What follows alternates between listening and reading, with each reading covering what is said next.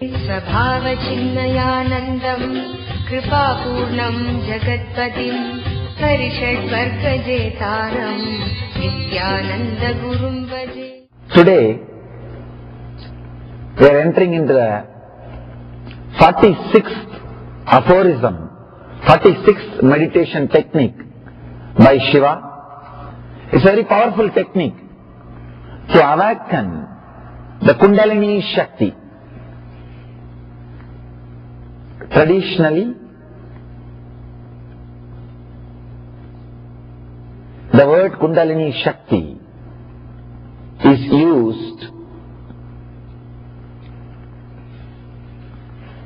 to mean an extraordinary potential energy which is hidden in every human body. Understand? Animals may have body, but they do not have Kundalini Shakti. The only difference between you and the animal is this potential energy. Maybe if I have to use more words, Kundalini Shakti is something like a possibility for becoming enlightened. The possibility to become enlightened. The possibility to become a different human being. Different conscious being is there only in human beings. Animals may have same body, may look like intelligent, but they do not have the possibility, the potentiality to become enlightened, to be a different human beings, to be a different conscious beings. The Kundalini Shakti is a energy which resides in every one of you. If it can be awakened, it will take you to a different plane of consciousness, different plane of existence. Understand? All the enlightened masters on the planet Earth are again and again saying, the life is ecstasy, life is joy, life is bliss, life is just shining. And there is a beautiful saying by a great master, whatever happens is auspicious. Mangala, Shivam. In Sanskrit the word Shivam means auspiciousness. They say whatever is happening is auspicious. But for us it doesn't look like that. If you ask CNN for a few minutes you will understand. No. Whatever is happening is not auspicious.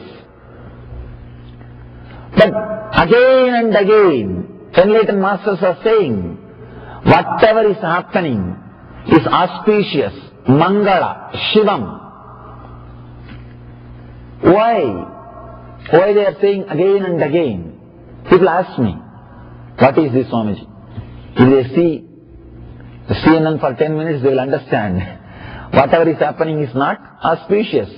If they listen to the news, they will understand. But even after listening to the news every day, seeing everything, I do feel whatever is happening is auspicious. What to do? Very difficult. A logical man cannot understand, cannot relate with what I am saying. But heart of heart, I feel very strongly, whatever is happening is auspicious. Shiva. The word Shiva means in Sanskrit, causeless auspiciousness. Whatever happens in your life, even if the best thing happens, you can always think, it could have been little better. It could have been little better. Or whatever worst thing happens, you can always say, oh, at least this much I am saved. It is up to you to feel whether things are auspicious or inauspicious. In the planet Earth, only two kinds of human beings are there. People who feel everything is inauspicious. We need some correction. We need some alteration. We need some further development. We need to remodel.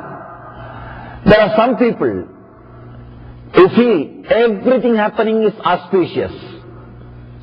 Person who feels whatever is happening is inauspicious is a materialistic. He believes in matter, correction, doing, remodeling, changing, altering. Person who believes whatever is happening is auspicious is a spiritualist. Believes in the intelligence of the cosmos, the whole. He is very clear, the whole is much more intelligent than part, me. If you think the whole is not more intelligent than you are materialistic, egoistic. If you think the whole is much more intelligent than me, you are spiritualist. Over. The whole world can be classified just with these two categories. If you feel whatever is happening is auspicious, you are a spiritual person. A small story. After a powerful sermon on the charity, the priest sends his hat for a rounds, for a collection. The hat goes round, comes back as empty as it was sent. He took his hat and said, "Oh God, at least the hat came back." Understand? He is intelligent. He is really intelligent. He is able to think whatever is happening is auspicious. Whatever is happening is best. You can either think whatever is happening is inauspicious, or you can realize whatever is happening is auspicious. Why? Enlightened beings are constantly feeling whatever is happening is auspicious. It is just because of the Kundalini Shakti. Once this Kundalini energy awakens in you, you will feel so much of energy in your body, you will not be able to complain about anybody. Understand? You will complain about anything or any person or any incident only when you are in low mood. Means your usual mood. You will not be able to complain, criticize, or feel disappointed about any person or anybody if your body is overflowing, bubbling with energy. You feeling whatever is happening is auspicious or inauspicious is directly connected to your energy level. At some time, if you get the glimpse of that high energy, by some method, sometimes people get into that high energy without even knowing. Maybe if they go to some high energy places, or if they are really relaxed, they get into that high mood. Suddenly those few moments or few hours, you feel you are so fulfilled, nothing is wrong in the planet Earth. You will feel everything is going the best way. If you have had this glimpse, these moments in your life even once, you can be called as a spiritual seeker. Sometimes, even while seeing the sunset, suddenly you feel the whole thing is settled in you. And you think, God, everything is beautiful. Things are happening. It's okay. Suddenly, some mood, you are silent, you are relaxed, you are filled with energy, and you see whatever is happening is auspicious. There is only two planes of existence. One, the plane of normal human beings. Whatever is happening needs to be altered. Anything they cannot say, I really like that person, but they can't stop, they can't end a sentence without that but. Without that but, they can't end any sentence. They cannot make a statement without that there ends. If you are using that word, but or these, then you are a human being. There is another one kind of existence. Whatever happens, he is not bothered at all. In Gita, Krishna says, samaschitta. It does not mean he is not compassionate. Understand? A person who is balanced does not mean he is not compassionate or he doesn't suffer, seeing others struggle, others suffering. He tries only to remove others' suffering instead of he suffering with them. People ask me, Swamiji, if you are not disturbed by others' suffering, how can the world run? I tell you, no, you are understanding very wrongly. You are not supposed to start suffering by seeing others suffering. You are supposed to remove their suffering. If you also start suffering, what will happen? If you also start suffering, what will happen? Nothing will happen. You will add more suffering, that's all. Earlier we had 20 people suffering on the planet Earth, now 21 people are suffering, that's all. That is not the thing we need. One person came to me and asked, Swamiji, I have wealth, I feel the suffering of poverty, shall I share all my wealth and distribute to all the poor people? I told, if you do that, now we may have 20 poor people, after you do that we will have 21 poor people, that's all. That is not the way. Understand? Do not try to bring you down to that poverty, try to bring them up to that richness. There's a two different things. Feeling imbalanced, getting disturbed is not directly going to help.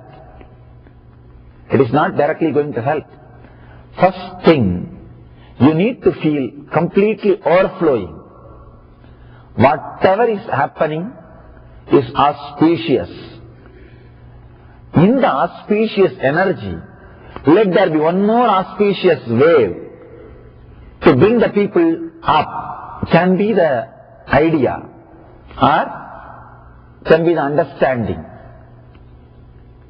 The person whose Kundalini is not awakened, whose Kundalini Shakti is not become alive, in Sanskrit we call Kundalini Jagrata.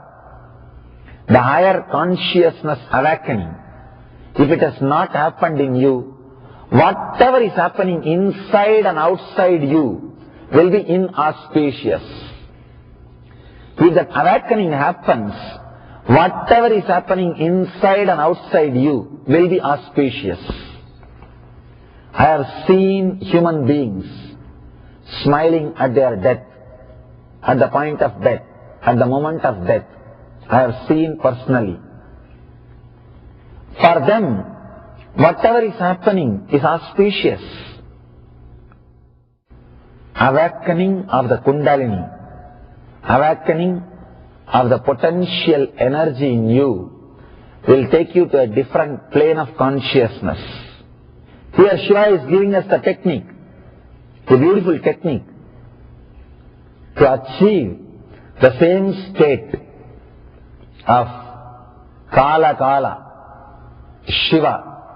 The sutra says, Bhave Shivaha, means let you achieve the state of Shiva. These sutras, these aphorisms were delivered by Shiva 10,000 years ago. In those sutras, he says very clearly, through this method, by awakening the Kundalini, let you achieve the same consciousness of mind. Understand? He is not saying, let you all worship me. No. He is saying, let you be me. Let you be me. Worshipping him should be just an inspiration to become him. Should be just an inspiration to become him. It is only an inspiration to realize his consciousness, his space. Here Shiva is giving a very powerful technique. to awaken the Kundalini Shakti. One request, do not try this technique in the home. It's a very powerful technique. It should be done only with the presence of an enlightened being, with the direct guidance of enlightened being, because it can straight away awaken your Kundalini. See, actually, even if you do it in the home, nothing wrong will happen. But you will not have that constant reassurance. Just because of your fear, you will create problem for you and the people who are around you. No spiritual experience can do anything bad to you. Understand? Sometimes people come and tell me, Swamiji, I have over energy, I am afraid. There is no such thing as over energy. Over energy will do only more good, that's all. And never bother about this over energy. This over energy is just a fear. They are afraid. That is why they call all this over energy, all this drama. There's a beautiful story. Once Ramakrishna asked Vivekananda, if you see the ocean of nectar, how will you drink? What will you do? Vivekananda says, I'll sit in one corner like a small bee and drink sip by sip. Ramakrishna says, fool, why? Why don't you just drop yourself into that? Why don't you fall into that ocean? Vivekananda says, no, I may die. Ramakrishna then says, beautifully, fool, it's the ocean of nectar, immortality. How will you die in that? It is ocean of nectar. The moment you fall, drop yourself into that, even if little bit goes inside your mouth, you are already immortal. How can you die? You can't die by dropping yourself into the ocean of nectar. Same way, you can't have some negative things by over energy. Over energy can be only more positive and more good. How can that be anyway negative? No. It can only do more good to you, more positive things. But at the initial level, you may not be able to strongly feel this and be reassured. When you get some experience, you will start creating more trouble for you and others. And I will be receiving email. And just for that reason I am telling you, don't do it in the house. Otherwise, this will not create any danger. It's a very powerful method of awakening the Kundalini using your whole body and the sound. Understand, he is teaching a powerful method to bring your whole body to alive. He is asking you to contract the rectum and stop the ears. Means he is directly asking you to work on the Muladhara chakra, the root center, and awaken all your centers. The root center is at the end of the spinal cord. End of the spinal cord, your base center, base chakra, Muladhara chakra is there. He is straight away giving a technique to awaken. The Kundalini Shakti is also there only. The Kundalini Shakti is in that Muladhara chakra. That is where the Kundalini Shakti is there. He is straight away asking you to awaken that center, to bring the Kundalini Shakti up. Very powerful technique. Let's understand few things about why he is asking us to contract the rectum and awaken. This is called Ashwini Mudra in Sanskrit.